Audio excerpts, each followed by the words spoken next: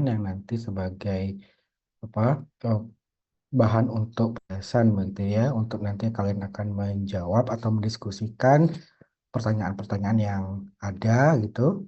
Nah, ini kemarin juga saya ada kesalahan ya, karena tadi saya kira itu 10 kelompok begitu ya. Nah, jadi kemarin itu saya sampaikan bahwa untuk kelas A adalah produk pangannya dari nomor 1 sampai 5.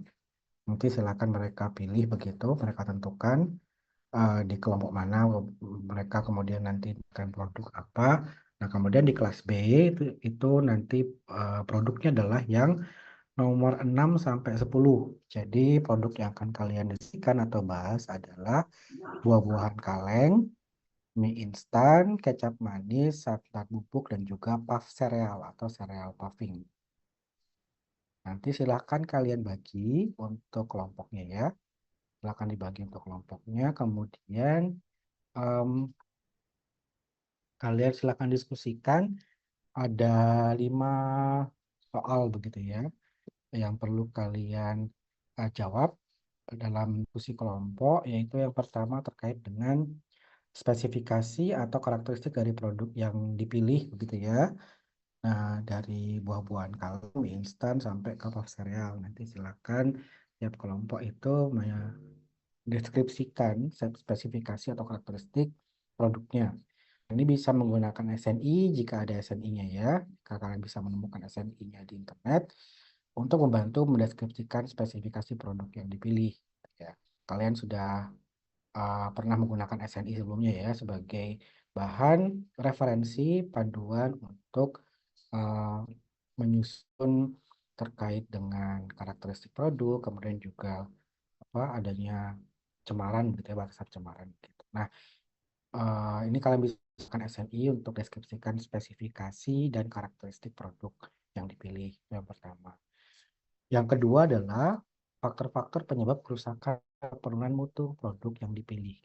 Jadi pada kuliah kita sebelumnya terkait dengan pengawetan, itu ada faktor-faktor penyebab kerusakan atau yang menyebabkan penurunan mutu atau kemunduran mutu produk sehingga menyebabkan produk itu menjadi tidak awet atau umur simpannya pendek. Ya. Baik dari segi misalkan air atau waktu aktivitinya, kemudian dari segi pH, kemudian mungkin juga mikrobia dan lain sebagainya.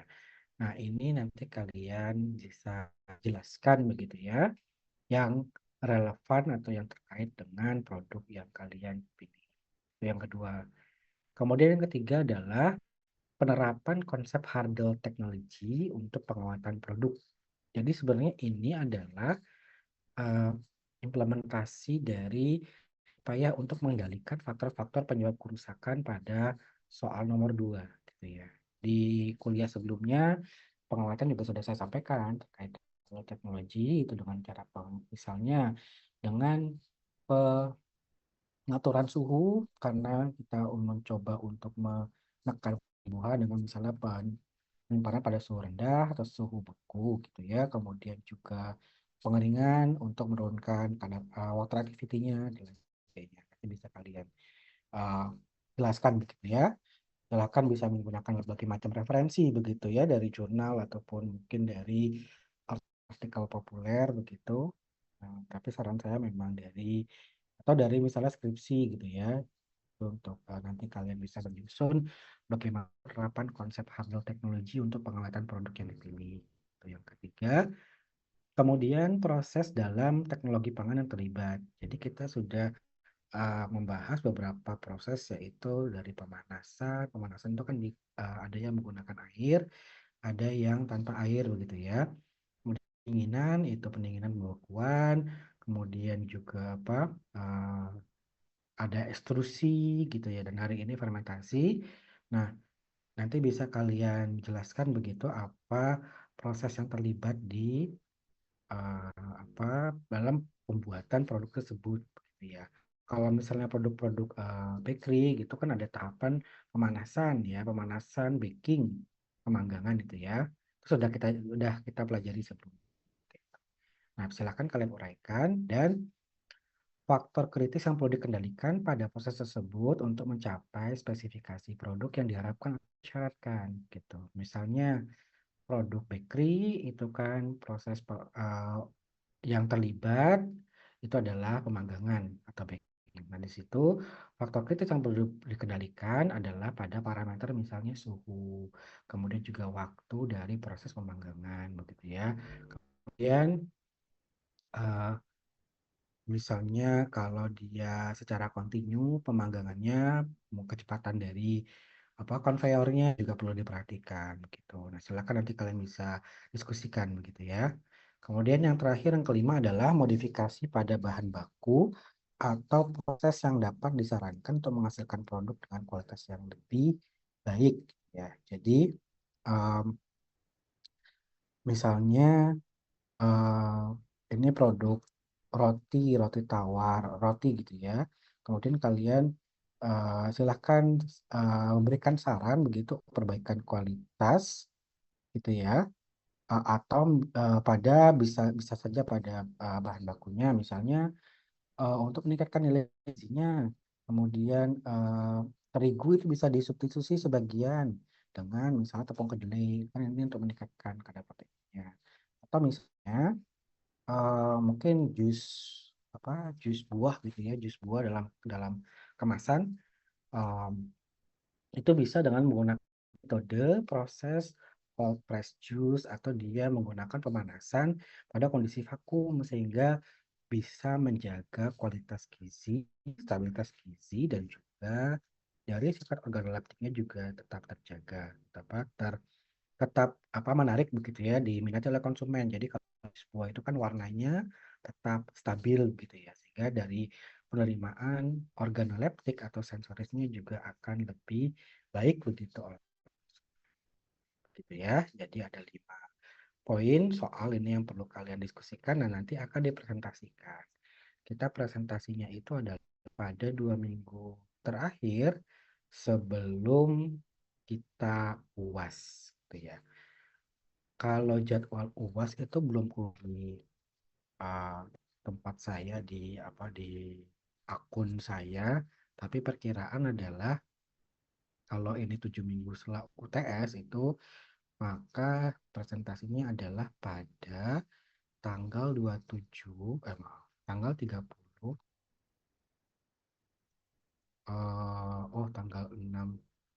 tanggal 6 itu libur Idul Adha ya. Berarti kita tarik mundur ya, berarti tanggal 23 dan 30 ya. Tanggal 23 dan 30.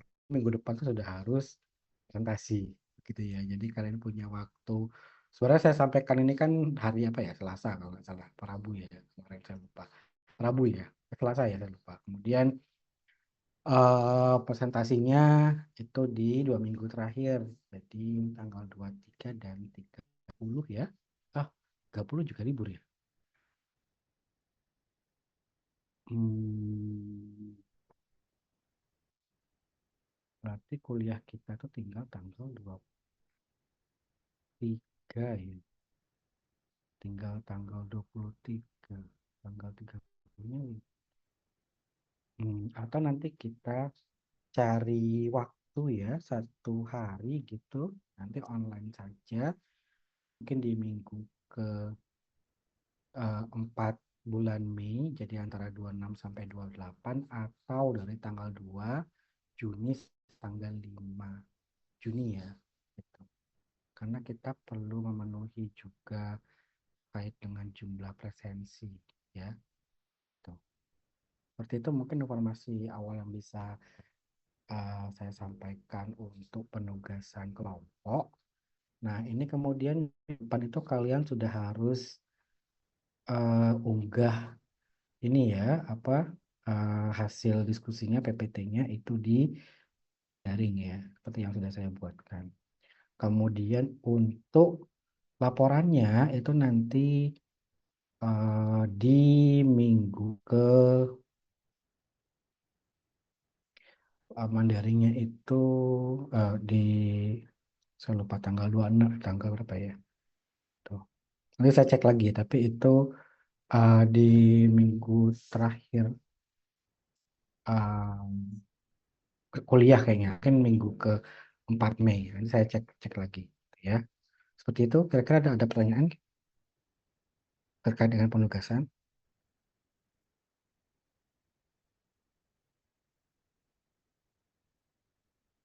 Ada pertanyaan? Cukup ya? Cukup? Kita mulai presentasi minggu depan. Oke, minggu depan itu kita presentasi 3 kelompok. 3 kelompok, oke. 3 kelompok. Jadi kemudian minggu depannya lagi 2 kelompok. Nah, silahkan kalian susun PPT-nya dan silahkan kalian tentukan sendiri urutan majunya. Itu silahkan ya. Yang minggu depan itu kelompok siapa, siapa saja. Kemudian nanti minggu depan lagi kelompok siapa, begitu ya. Begitu bisa dipahami ya. Cukup ya. Kalau tidak ada pertanyaan, kita lanjutkan kuliah kita ya. Nanti kalau masih ada hal yang perlu ingin dibahas atau dikonfirmasi bisa lewat WA aja, WA grup ya, gitu.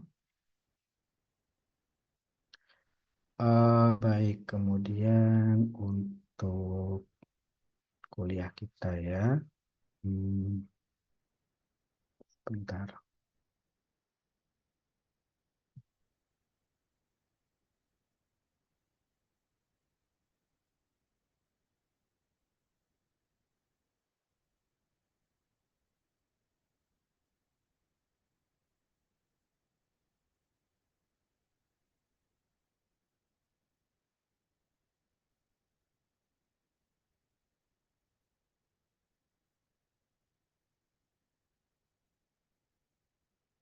sebentar, sebentar.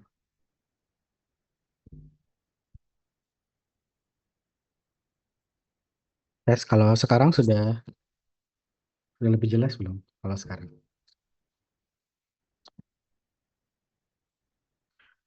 Baik, tadi yang seperti saya sampaikan sudah bisa dipahami ya? Bisa ya? Cukup ya untuk penugasan tadi? Sudah? Sudah ya? Kalau sudah, kita lanjutkan untuk kuliah kita. Kalau misalnya kurang jelas suara bisa disampaikan di chat ya. Kalau ini sih apa? Untuk headset saya sih normal sih biasa ya ini.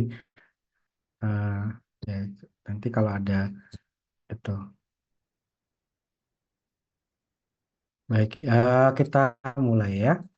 Jadi topik kita hari ini tentang fermentasi. Jadi sebagai salah satu proses ya yang dilakukan untuk membuat suatu produk pangan ya dari suatu bahan mentah atau raw material. Nah, ini sebagai salah satu bagian dari teknologi pangan begitu.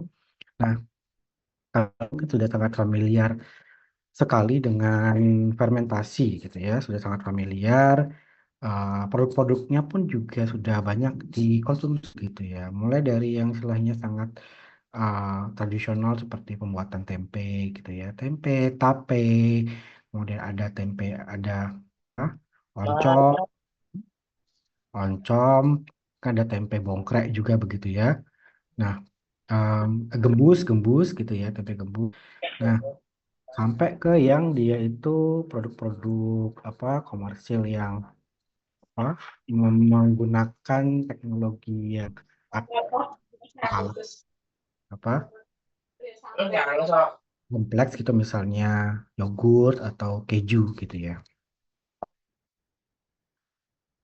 Nah, kita bahas ya. Jadi fermentasi ini adalah proses biokimia yang melibatkan mikroorganisme. Jadi kita menggunakan atau memanfaatkan mikroorganisme untuk menghasilkan suatu produk begitu ya dengan karakteristik tertentu. Gitu.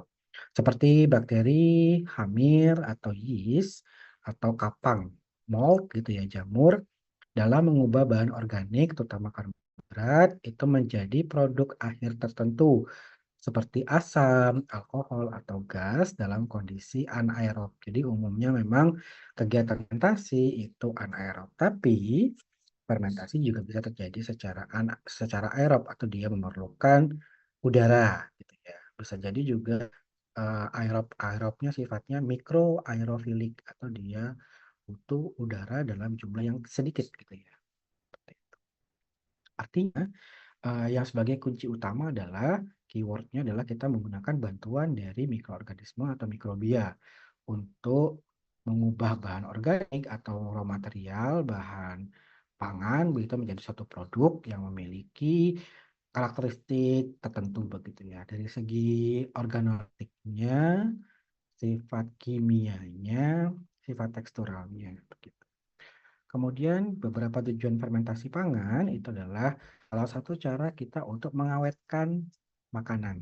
Jadi jika bisa kalian bayangkan susu segar gitu ya, jika hanya ditaruh saja dalam ruangan gitu tanpa ada proses pengolahan, itu akan mudah sekali rusak. Karena bahan pangan itu sifatnya perishable, mudah mengalami kerusakan.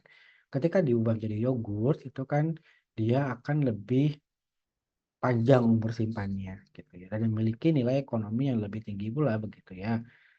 Dan memiliki sifat organoleptik yang sangat berbeda dengan bahan bakunya yaitu susu segar itu. Sama halnya dengan tempe, kita mengawetkan dari sebagai kedelai itu kita buat tempe itu supaya dia bisa menjadi produk variatif gitu dan uh, langsung itu mengawetkan umur simpan si kedelainya. Kemudian mengembangkan cita rasa dan aroma karena memang produk-produk hasil fermentasi itu akan menghasilkan cita rasa dan aroma yang sangat berbeda sekali dengan bahan awalnya. Jadi antara kacang kedelai sama tempe itu kan akan berbeda sekali dari segi organoleptiknya. Susu segar dan juga yogurt, susu segar dan juga keju itu akan berbeda. Kemudian kacang kedelai hitam dengan kecap ya, kecap itu juga berbeda sekali dari karakteristik, cita rasa, aroma. Mudah meningkatkan nilai gizi dan juga pencernaan. Jadi dengan kita membuat tempe sebenarnya itu akan meningkatkan pencernaan protein dari kacang kedelai. Jika kita bandingkan ketika kita konsumsi kedelai, kacang kedelai itu secara utuh gitu ya, tanpa adanya perlakuan pembuatan tempe. Jadi antara tempe sama kacang kedelai itu lebih bagus kecernaannya, artinya nanti akan memberikan bioavailabilitas yang lebih baik itu pada tempe. Seperti itu. Sama halnya dengan yogurt. Yogurt itu kan susu, protein susu itu mengalami denaturasi, pengendapan kan. Jadi kalau yogurt kan makanya kan dia mengadap apa bentuknya kental begitu tuh karena adanya proses pengendapan ya, koagulasi penggumpalan dari protein. Nah, proses koagulasi ini disebabkan protein itu mengalami denaturasi. Denaturasi di mana protein yang terdenaturasi sebenarnya lebih mudah untuk dicerna oleh tubuh seperti itu. Kemudian juga mengurangi zat anti gizi atau anti nutrisi, di mana dengan fermentasi itu bisa menghilangkan senyawa-senyawa anti gizi. Contoh di kedelai itu ada senyawa anti gizi, misalnya fitat, kemudian juga tanin, gitu ya. Itu senyawa anti gizi yang bisa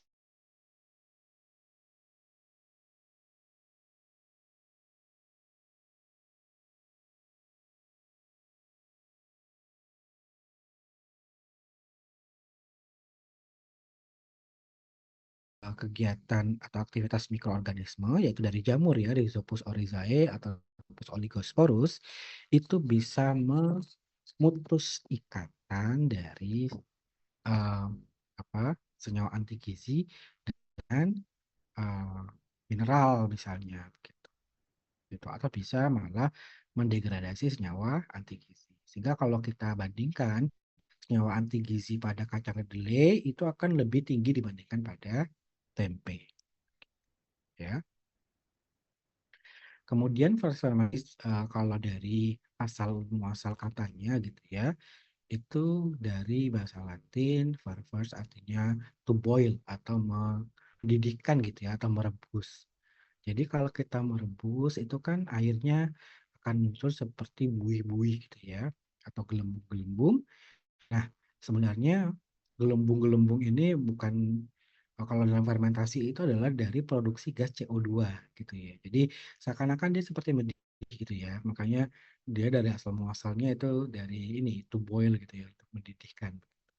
Tapi sebenarnya gas yang dihasilkan itu adalah dari produksi gas karbon dioksida oleh proses katabolisme atau metabolisme ya, anaerobik gula atau glukosa.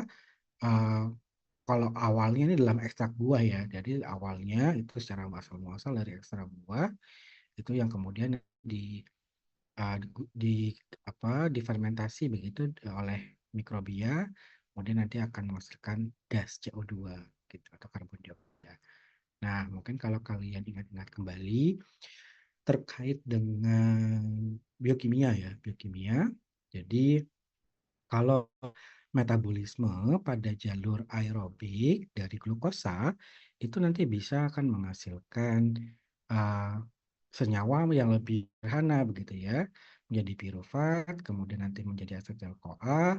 Nah, kemudian nanti asetil-CoA itu akan menghasilkan CO2 dan juga H2O gitu.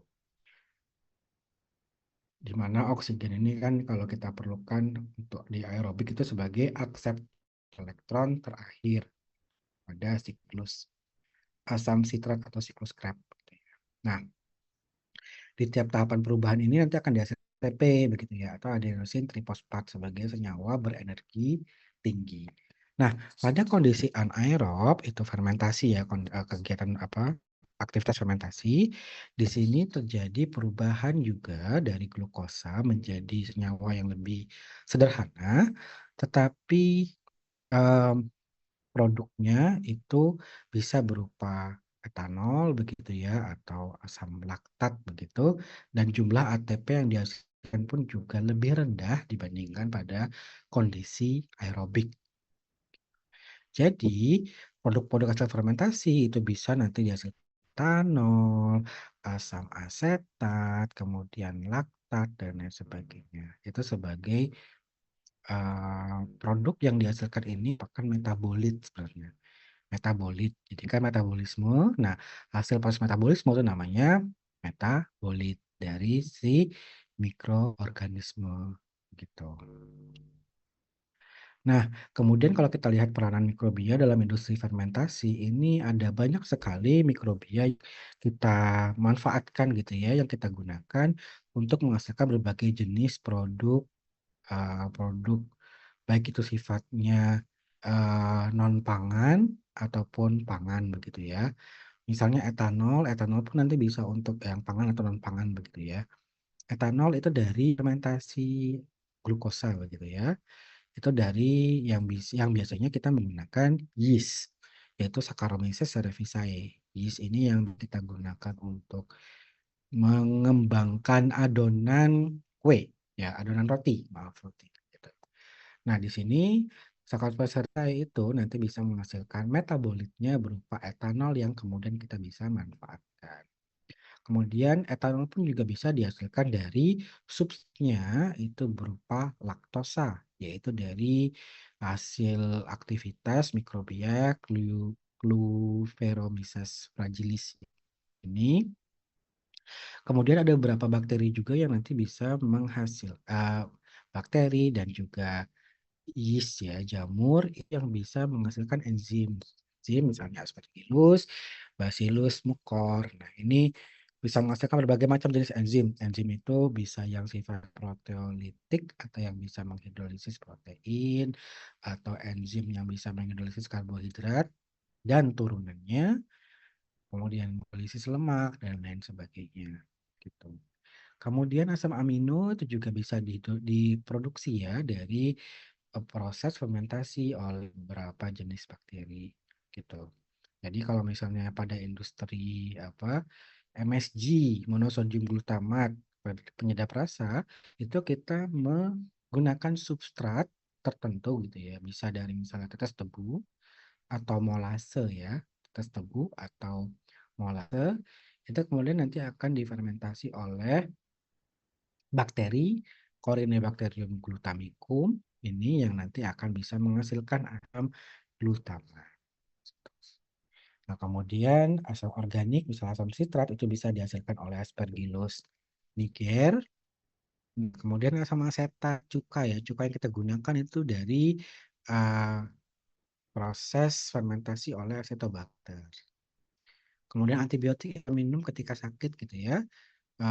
Penicillium, kemudian penicillin ya, streptomycin itu dari bakteri-bakteri bisa menghasilkan metabolitnya berupa antibiotik.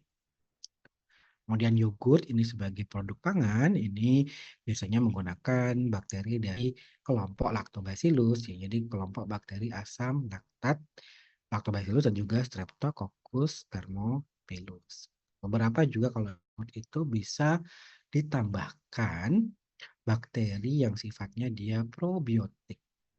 Jadi kalau bakteri ini yang ini biasanya digunakan untuk membentuk produk yogurtnya gitu ya. Tapi kemudian ada yang dia punya sifat biotik itu ditambahkan bakteri yang memang memiliki kemampuan sebagai probiotik.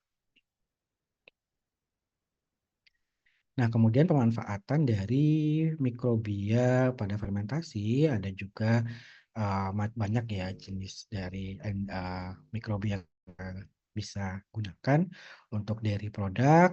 Jadi untuk susu, keju, yogurt, begitu, kefir, ya kefir juga itu bisa menggunakan mikrobia ini. Kemudian sereal uh, yang dia apa istilahnya produk serealia yang dia untuk misalnya ada proses hidrolisis karbohidratnya dan sebagainya nanti bisa menggunakan ini mikrobia ini. Kemudian minuman itu ya beberapa minuman acetobacter ini ya terutama untuk menghasilkan asam itu ya. Ini nanti bisa menggunakan mikrobia ini dan juga beberapa produk daging, produk olahan daging itu bisa menggunakan mikrobia sebagai berikut ini begitu ya. Itu. Itu bisa kalian baca sendiri ya ini. Nah, kemudian makanan hasil fermentasi, jadi produk-produk hasil fermentasi ya, kegiatan fermentasi, susu itu menjadi fermented milk, yaitu yogurt, kefir. Kemudian dari susu juga bisa dihasilkan keju ya, keju Gouda, Camembert itu. Daging, daging itu sosis ya, sosis. Um, itu ada yang dia sifatnya itu difermentasi sehingga dia bisa memberikan cita rasa tertentu ya, juga flavor tertentu. Pertama, produknya adalah produk salami. Salami. Jadi kalau produk salami itu dia pasti mengalami fermentasi. Ikan itu dari pasta ya dibuat pasta itu kemudian kalau di kita menggunakan jadi terasi ya kita buat jadi terasi. Kemudian kalau di Jepang itu ada katsuobushi itu eh, yang kalau apa istilahnya makan takoyaki itu tuh katsubushinya yang di bagian atasnya itu ya yang serabut-serabutnya itu. Kemudian sayur-sayuran itu bisa menjadi sauerkraut. Sauerkraut itu kayak produk acar ya, tapi dari kubis. Kemudian ada pickle, acar ya, acar. Pickle itu bisa yang dia bahannya ketimun gitu ya. Kemudian ada juga semacam acar dari olive atau apa buah zaitun. Kemudian ini apa dari umbi-umbian dibuat gari. Gari itu semacam apa produk yang biasanya dikonsumsi ya ini sebagai bahan pangan pokok di wilayah Afrika begitu itu diolah dari kasar dari singkong. Kemudian ada apa minuman-minuman gitu ya minuman-minuman alkohol itu bisa dari apa umbi-umbian juga ya karena kita memanfaatkan perubahan dari karbohidrat itu menjadi alkohol. Sereal itu barley, rice, ini bisa jadi minuman juga ya, minuman, alkohol, kemudian kacang-kacangan, legum itu bisa menjadi kecap, miso, bahkan mungkin juga minuman gitu ya. Ada wine, cider. Nah, kalau di Indonesia ini sudah kalian familiar pastinya, tempe, dadih. Dadih ini kayaknya Indonesia ya, keju lokal Indonesia ya. Tuh, biasanya di Sumatera ini, di Padang. Jadi dia menggunakan starter alami begitu. Dan biasanya difermentasinya pada bambu gitu, di dalam bambu. Kemudian ini oncom, ini tape, ini ada apa ya, pernah dengar mungkin kalian atau di TikTok mungkin kan apa banyak gitu ya, atau di Instagram gitu, atau di sosmed-sosmed populer gitu ya. Jadi ikan yang ditaruh di dalam beras yang sudah disangrai gitu ya. Kemudian nanti ditutup, difermentasi atau dibiarkan. Jadi fermentasinya fermentasi spontan berarti ya. Artinya fermentasi spontan itu adalah fermentasi yang memanfaatkan mikroorganisme yang ada pada bahan tersebut.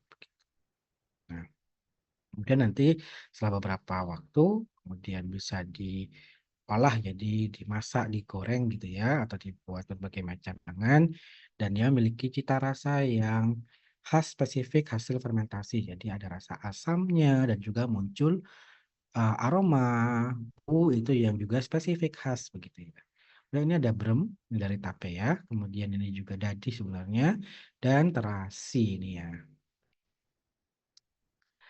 Nah, di Indonesia ini juga dari bahan-bahan ini, dari produk-produk fermentasi ini, beberapa penelitian itu mengisolasi bakteri dari produk-produk fermentasi ini dan kemudian bakteri ini dicek apakah dia punya potensi sebagai probiotik. Dan ternyata ada sudah beberapa hasil penelitian itu yang menghasilkan bakteri-bakteri probiotik itu yang sudah diseleksi dan diisolasi dan diseleksi itu ya dari makanan tradisional fermentasi Indonesia. Begitu. Nah, kemudian kita lanjut. Jadi produk fermentasi itu bisa apa saja gitu ya. Nah, produk fermentasi itu bisa dia dalam bentuk sel, sel mikrobia. Jadi kalau misalnya kita menggunakan yeast untuk bikin apa roti gitu ya, untuk mengembangkan roti itu kan kita pakai yeast. Yeastnya itu yang dry ya, yang kering itu, yang instan. Nah, itu kan sebenarnya sel dari mikrobia. Nah, yeast ini kan diproduksi secara massal gitu ya, dalam jumlah yang banyak itu dari proses fermentasi. Nah, jadi pertama produknya adalah sel mikrobia itu sendiri. Kemudian adalah produk yang sifatnya merupakan hasil proses transformasi dari suatu substrat menjadi produk tertentu. Misalnya etanol, alkohol gitu ya, dari substratnya tadi glukosa atau bisa galaktosa. Kemudian bisa juga dari karbohidrat kompleks, ya, maksudnya dari pati gitu ya, itu juga bisa. Kemudian antibiotik itu juga bisa dihasilkan itu sebagai hasil proses transformasi asam, asam asetat, asam cuka, dan juga sama. Nah, proses transformasi ini sebenarnya merupakan bagian dari metabolit, metabolit primer dan juga sekunder. Nah, bedanya apa nanti akan saya sampaikan. Jadi sebenarnya etanol, antibiotik, enzim, kemudian asam itu dihasilkan sebagai metabolit dari mikrobia. Kemudian juga enzim. Nah, ini tadi ya, enzim ini juga sebagai metabolit sebenarnya ya. Ini produk yang dihasilkan itu bisa dari bakteri ataupun kapang gitu ya. Bisa enzimnya ATPase, protease, atau lipase. Dan bisa juga produk-produk yang sifatnya rekombinan. Jadi, misalnya kita mau memproduksi insulin gitu ya untuk keperluan medis gitu, untuk treatment pada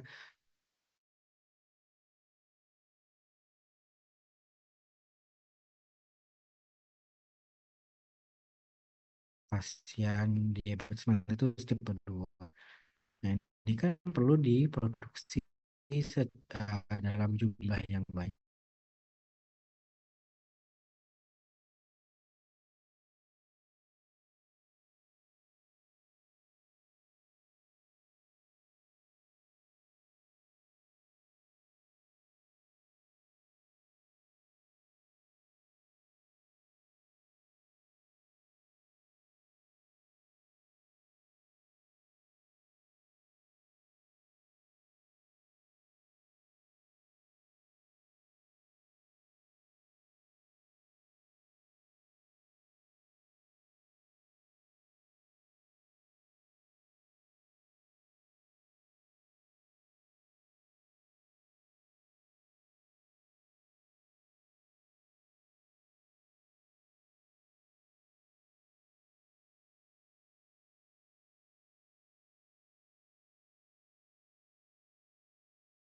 eksponensial gitu ya.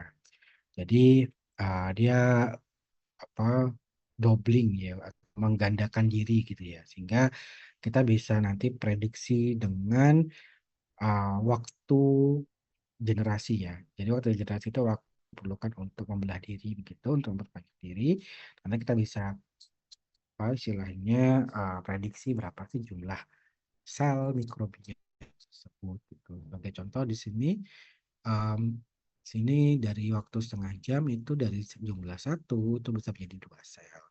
Nah, ini adalah generasi pertama ya. Generasi pertama, kemudian nanti setengah jam kemudian itu dihasilkan 4 sel. Jadi ini ada generasi kedua dan seterusnya. Gitu ya. Jadi jumlah selnya itu adalah pangkat dari jumlah generasi. Gitu. Jadi kalau misalnya generasinya yang ke-20, artinya 10 jam, itu sel yang dihasilkan bisa 1 kali 10⁻6. Gitu. Jadi tinggal apa 10 jam bagi waktu generasinya dibagi 0,5 begitu ya, kan jadinya 20. 20 berarti tinggal nanti saat apa 2 pangkat 20 ya. Kemudian juga perlu ketahui terkait dengan pola pertumbuhan dari mikrobia gitu ya. Jadi mikrobia itu pola pertumbuhannya itu mengikuti grafik bentuknya dari sigmoid. Jadi di mana ada fase-fase tertentu gitu ya. Pertama adalah fase lag. Ini fase di mana bakteri itu masih belum membelahi. Dia masih dalam tahapan adaptasi. Kemudian setelah dia menyesuaikan diri, setelah mempersiapkan dirinya untuk sel, untuk memperbanyak diri, nah kemudian akan masuk ke fase eksponensial, yaitu fase di mana pertambahan jumlah selnya itu sangat cepat sekali secara eksponensial. Nah, pada suatu eh, ketika jumlah sel bakteri atau mikrobia itu sudah banyak, nah ini kan menyebabkan substrat itu kan menjadi berkurang atau zat gizi gitu ya. Untuk pertumbuhan itu berkurang sehingga nanti pertumbuhannya akan melambat gitu ya. Di sini adalah fase stasioner. Jadi dia pertumbuhannya itu pertambahan jumlah selnya itu adalah uh, apa stagnan ya, tidak ada pertambahan sel. Nah, kemudian pada suatu waktu ketika sumber gizinya itu habis, itu kemudian nanti akan memasuki fase kematian. Jadi sel bakteri mengalami kematian karena memang jumlah substrat atau zat gizinya itu sudah habis. Jadi ini ada stationary, kemudian nanti akan dilanjutkan dengan fase dead phase. Nah, kemudian di sini eh, terkait dengan metabolit ya. Metabolit tadi seperti saya sampaikan di awal, metabolit itu ada yang sifatnya primer, ada yang sekunder. Nah, yang primer itu adalah metabolit yang dihasilkan selama dia proses fase pertumbuhan. Jadi fase proses tadi yang eksponensial ini, nah eksponensial ini, nah di sini itu bakteri atau mikrobia itu akan menghasilkan metabolit primer gitu. Eh, Sehingga kalau kita lihat di grafik ini ya, ini metabolitnya adalah alkohol, alkohol atau etanol.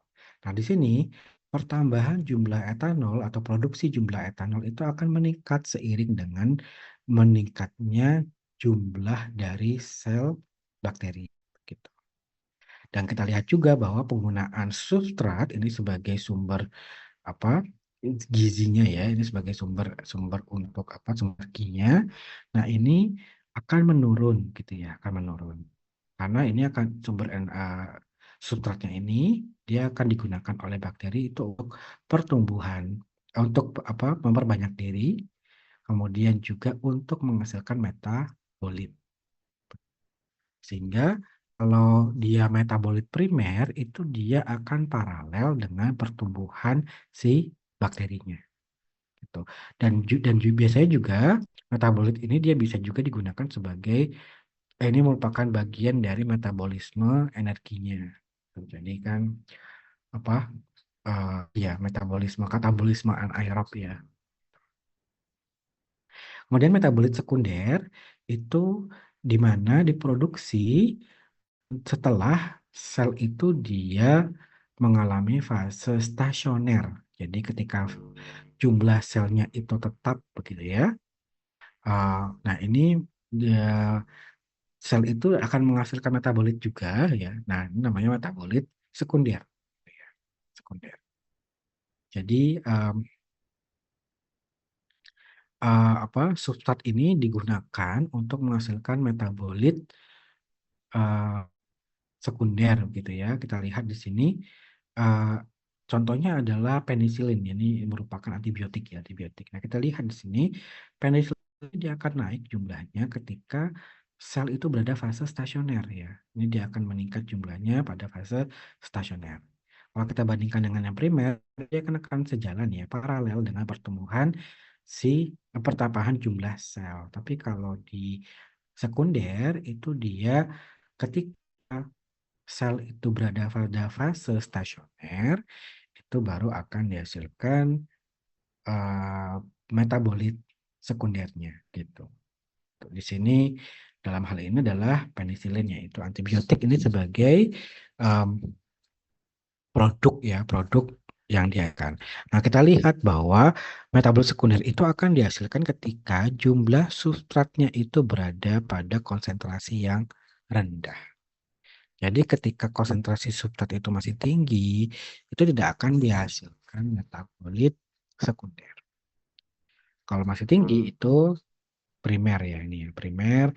Tapi ketika dia jumlahnya rendah gitu ya. Jadi ketika sel itu berada fase stasioner, itu baru nanti akan dihasilkan metabolit sekunder.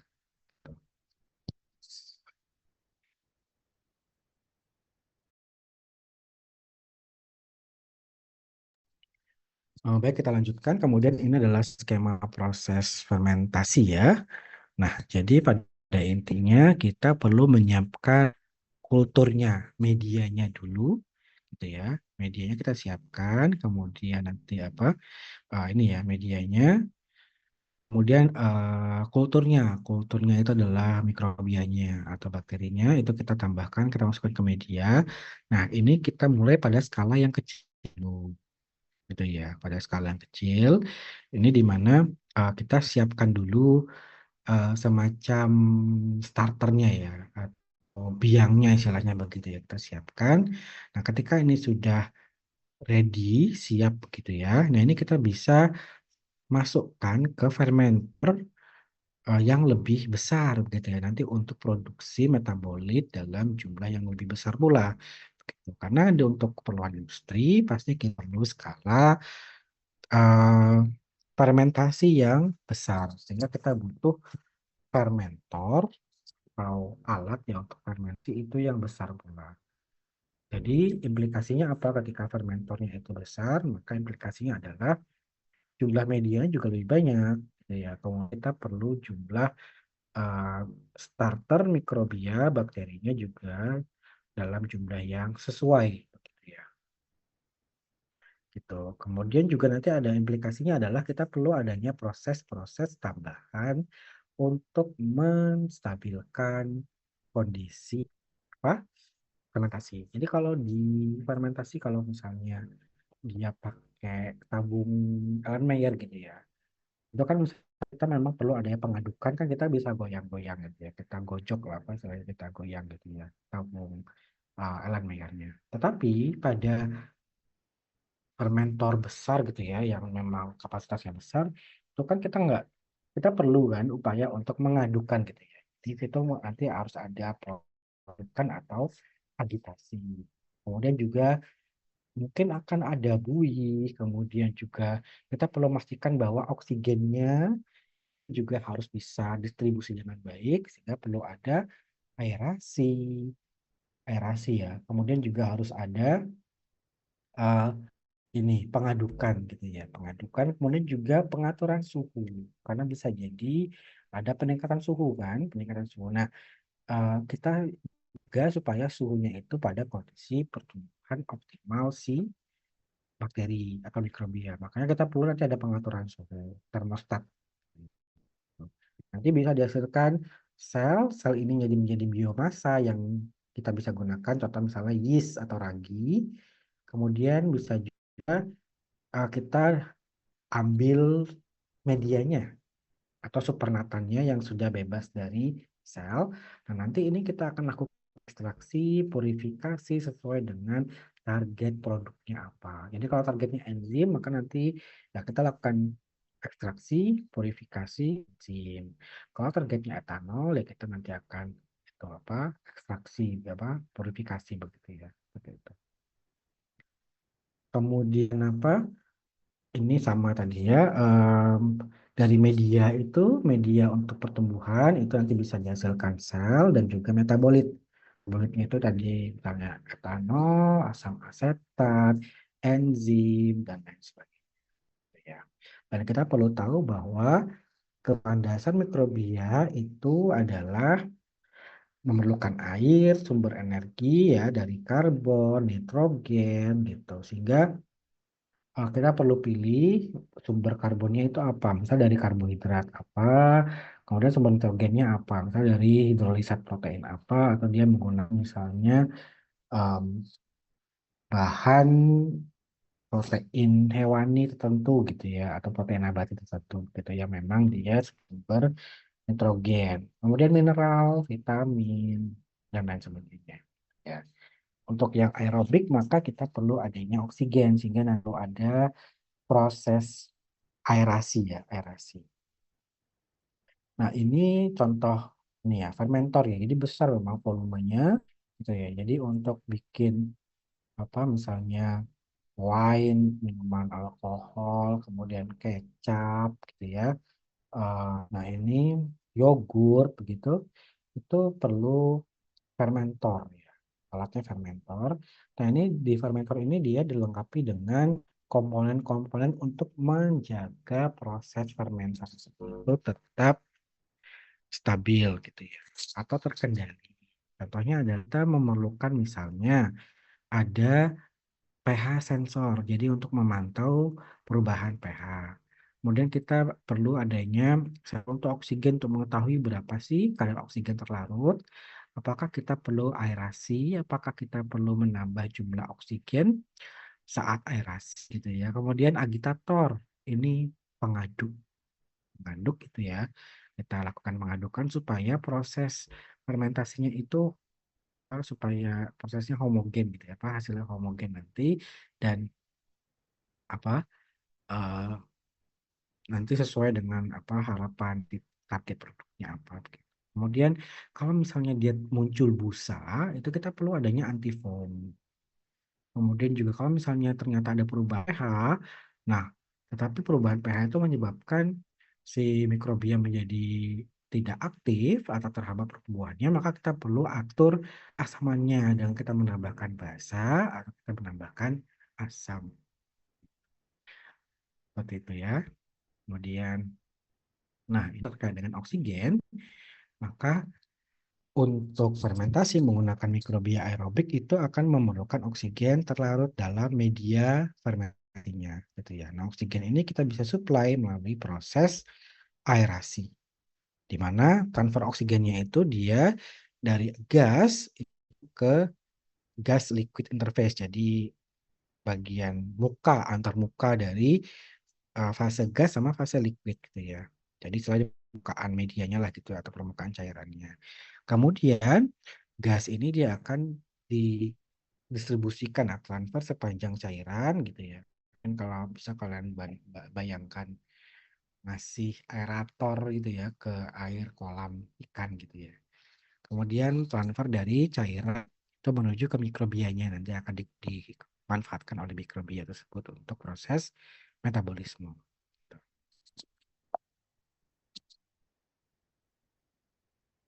Nah, ini fermentasi. Setelah nanti dilakukan fermentasi, itu kan kita perlu mengunduh hasil atau kita ambil gitu ya.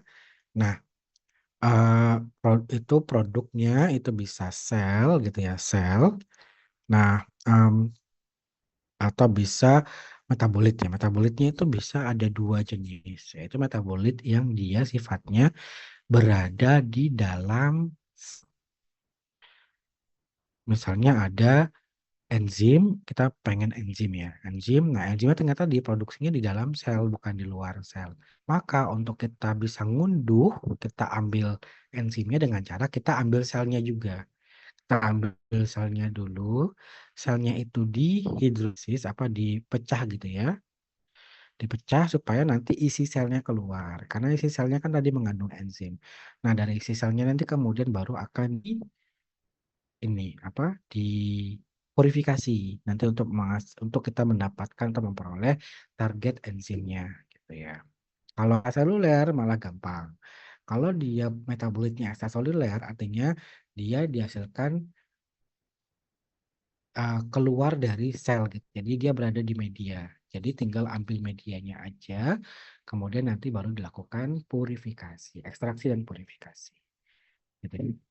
Nah, dipilih yang itu dia bisa prosesnya itu dia mudah, cost atau biayanya rendah, kemudian recovery-nya itu yield-nya tinggi ya. Terus, kemudian faktor-faktor pengaruh fermentasi nanti bisa kalian baca juga. Ini ada jenis mikroorganismenya, karena tiap organisme pasti dia akan menghasilkan metabolit yang berbeda-beda. Tergantung kita targetnya apa begitu ya. Kemudian komposisi substratnya. Jadi ketersediaan gula, protein, mineral gitu ya. Ini juga nanti akan mempengaruhi proses fermentasi. Suhu gitu ya. Nah, itu yang kita inginkan adalah suhu optimal yang bisa untuk mendukung proses fermentasi. Gitu ya. Makanya di fermentor itu ada aturan suhu untuk menjaga suhu supaya tetap stabil. Kemudian pH awal dan pH juga perlu kita pantau, kadar air atau AW-nya, waktu fermentasi, kondisi aerasinya, dan juga jumlah inokulum atau mikrobia yang digunakan juga nanti akan berpengaruh. Nah, ini perlu kita pantau, ini kita perlu perhatikan gitu ya untuk mendukung keberhasilan proses fermentasi untuk menghasilkan target produk itu yang sesuai dengan yang kita ingin gitu ya, sesuai dengan jalannya spesifikasi atau karakteristik yang kita harapkan. Nah, kalau dari segi prosesnya, dari laju pertumbuhan mikrobianya, nanti kita akan pantau, kita kendalikan produksi metabolitnya gitu ya. Jadi kalau misalnya kita mau produksi metabolit sekunder, misalnya antibiotik, maka jumlah substratnya nggak boleh tinggi. Jadi harus uh, apa kita kondisikan si mikrobia itu berada pada fase stasioner. Nah, pada fase stasioner kan itu kan kondisi ketika jumlah substrat itu kan sedikit. Jadi kalau kita mau produksi etanol, maka jumlah substratnya perlu tinggi.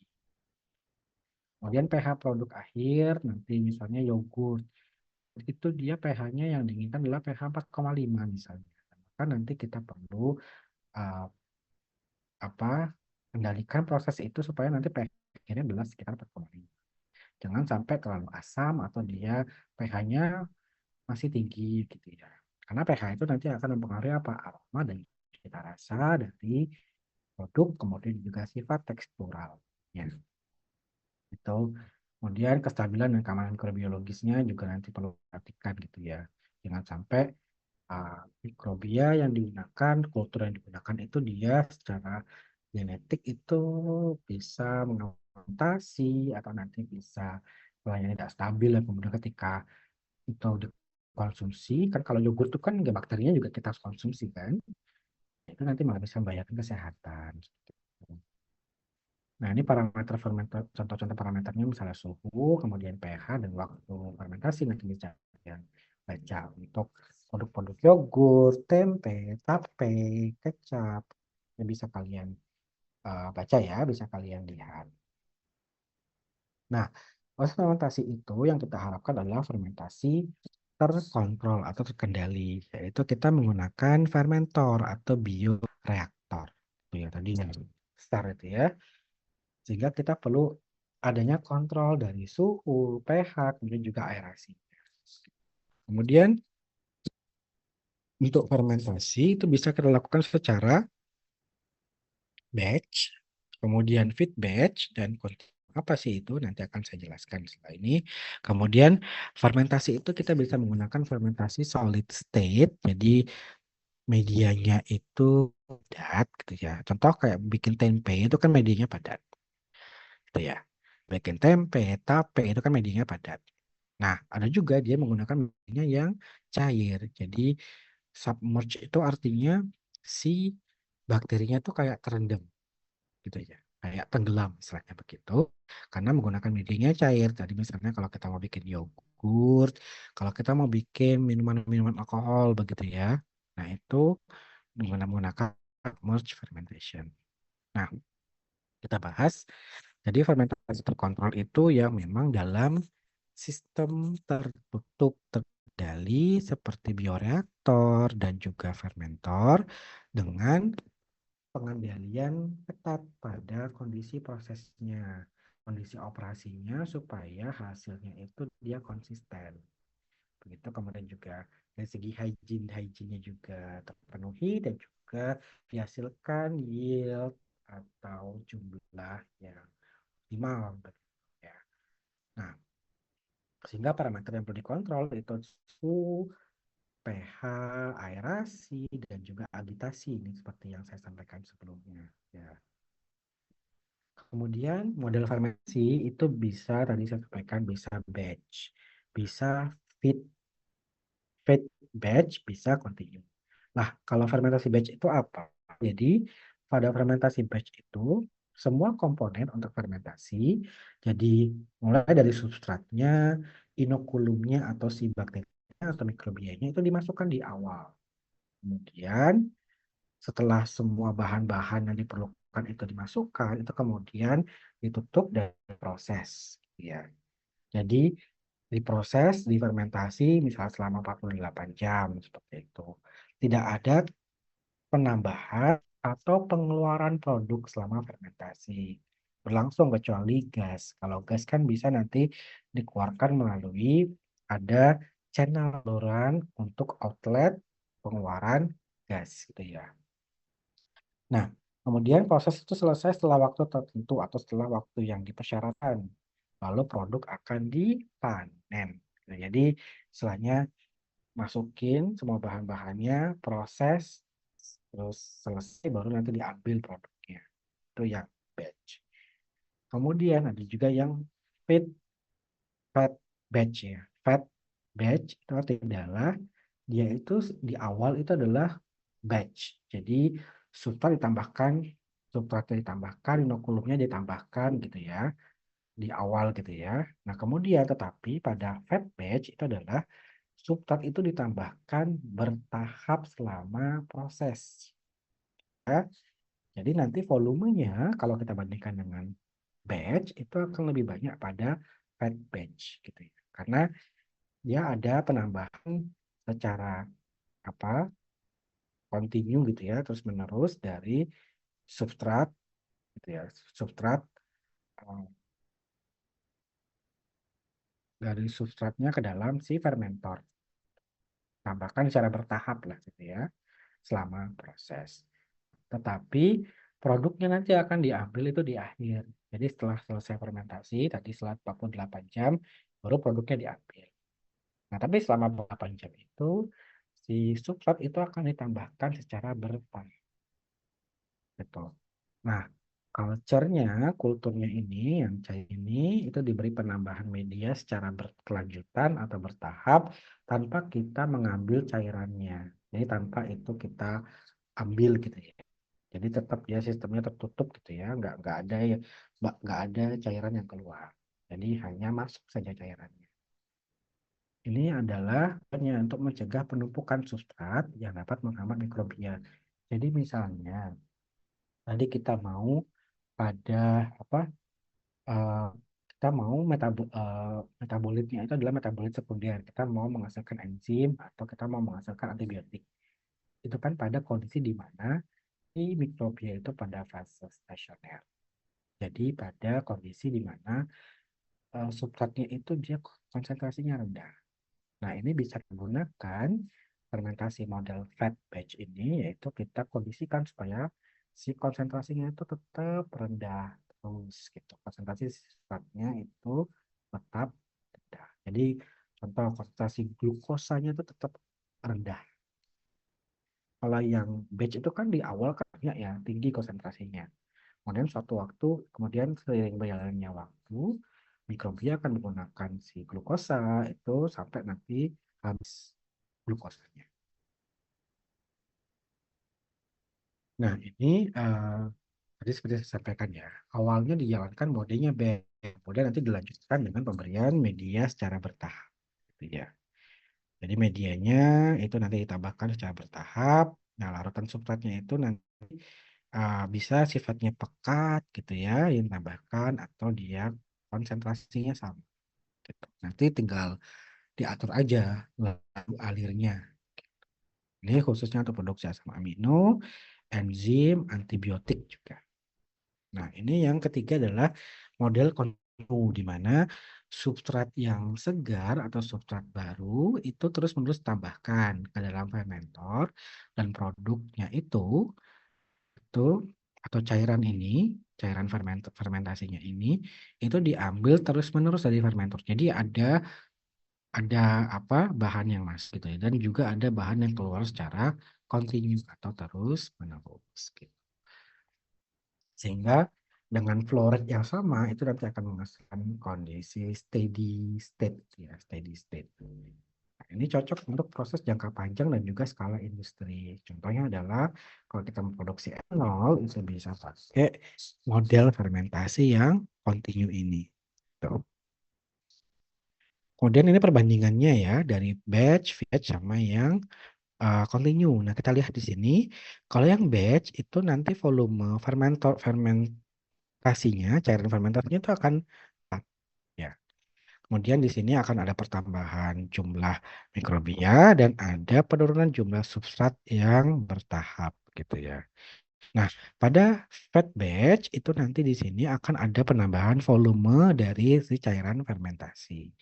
Kedua, ada peningkatan jumlah mikrobia dan di sini jumlah substratnya itu dia dipertahankan pada kondisi rendah secara terus menerus. Kalau ini kan dia satu titik dia akan rendah gitu ya, habis istilahnya gitu. Nah, ini kita perpanjang gitu, istilahnya ini diperpanjang gitu ya, diperpanjang istilahnya begitu. Kita jaga supaya si konsentrasi substratnya itu rendah. Nah, kalau continue itu dia akan continue terus. Jadi apa? Dia seperti batch itu ya ini, tapi dia akan continue terus gitu. Volumenya juga akan tetap sama. Jadi karena ada bahan yang masuk, ada bahan yang keluar gitu. Sehingga volumenya akan sama. Nah, kemudian yang fermentasi solid state. Nah, solid state itu dia menggunakan media padat. Nah, misalnya kalau kita bikin apa? Tempe ya, tempe gembus, kemudian tape gitu ya. Tuh.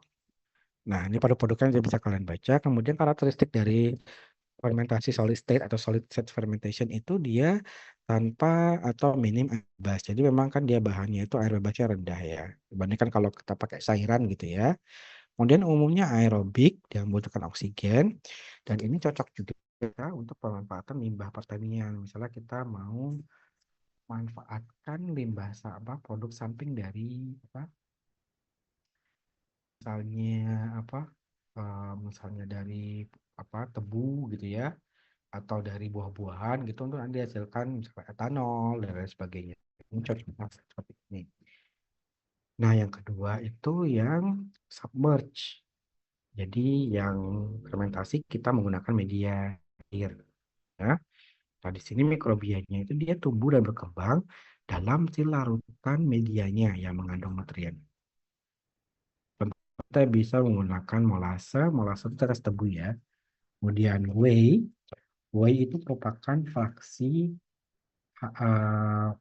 setelah proses pembuatan apa penggumpalan protein pada pembuatan keju. Jadi yang keju itu kan yang menggumpal itu kan proteinnya. Kemudian kan nanti akan ada airnya ya, airnya. Karena airnya itu dari sisa pengumpulan itu dia adalah whey. Nah, whey ini dia masih ada kandungan galaktosa, glukosa, sama protein. Jadi ini bisa sebagai sumber energi gitu ya bagi si mikroorganisme sebagai media cair ya. Air kelapa, atau glukosa juga bisa. Ini bisa kalian bayar organisme apa saja dan prosesnya apa saja. Ini karakteristiknya, dia menggunakan media cair dan kita mudah untuk kontrol pH, suhu, oksigen gitu ya. Kalau media padat kan agak susah ya. Kalau cair itu kan kita tambahkan misalnya asam, basa untuk kontrol suhu, pH. Kita untuk kontrol suhu nanti bisa misalnya fermentornya itu pakai cool jacket gitu ya. Atau bagian luarnya itu kita berikan semacam air pendingin begitu. Oksigen juga kita bisa tambahkan dengan cara aerasi. Dan ini cocok untuk produksi skala. Ini perbandingannya ya, perbandingan antara yang solid sama yang submerged. Jadi kalau yang padat itu kelebihannya ya pretextnya lebih sedikit gitu ya. Kalau cair itu kan kita perlu atur pH, kemudian nanti kentalannya, total solidnya gitu ya. Mudah didapat sederhana dan lain sebagainya. Kekurangannya ya apa sulit untuk memantau proses karena ya tempe, tahu, tempe ya itu kan susah ya kalau misalnya oh bagian ini dia perlu suhu tinggi, jadi dia naikkan suhu gitu ya. Kemudian pH-nya ini ada kenaikan, nah, itu kan agak susah ya kita atur gitu. Kemudian membuang panas, metabolik itu juga susah gitu. Beda kalau dengan yang terendam, itu kita bisa atur parameter prosesnya lebih mudah, suhu, kemudian pH, air bersih, kandungan air tinggi untuk mendukung pertumbuhan mikrobia. Jadi kalau yang solid state itu terbatas biasanya pada yeast gitu ya. Nah, kekurangannya kalau yang terendam itu ya konsumsi energinya tinggi gitu ya. Kemudian prosedur hilirnya untuk pengunduhannya juga rumit karena kita perlu pisahkan media dengan sel atau produknya dan perlu perawatan yang mahal. Oke, begitu mungkin kuliah kita hari ini. Sebelum saya akhiri, kira-kira ada pertanyaan untuk kuliah kita.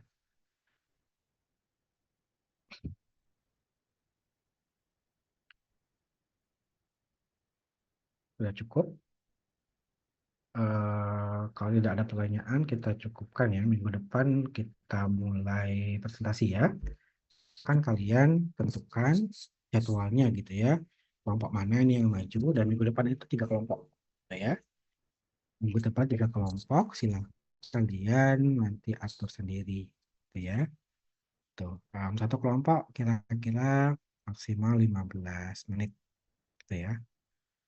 15 menit nanti untuk presentasi. Kemudian dilanjutkan dengan tanya jawab. Tuh. Gitu, ada pertanyaan kira-kira? Kalau tidak, kita cukupkan ya. Untuk presensi nanti kita gabung dengan minggu depan ya. Jadi minggu depan nanti insya Allah offline. Nanti kita akan presensi di di rapel gitu ya. Gitu. Kalau sudah cukup, saya akhiri kuliah kita yang sini. Terima kasih. Wassalamualaikum warahmatullahi wabarakatuh. Waalaikumsalam warahmatullahi wabarakatuh. Terima kasih, Pak. Ya, Terima kasih, Pak. ya. Terima kasih, Pak.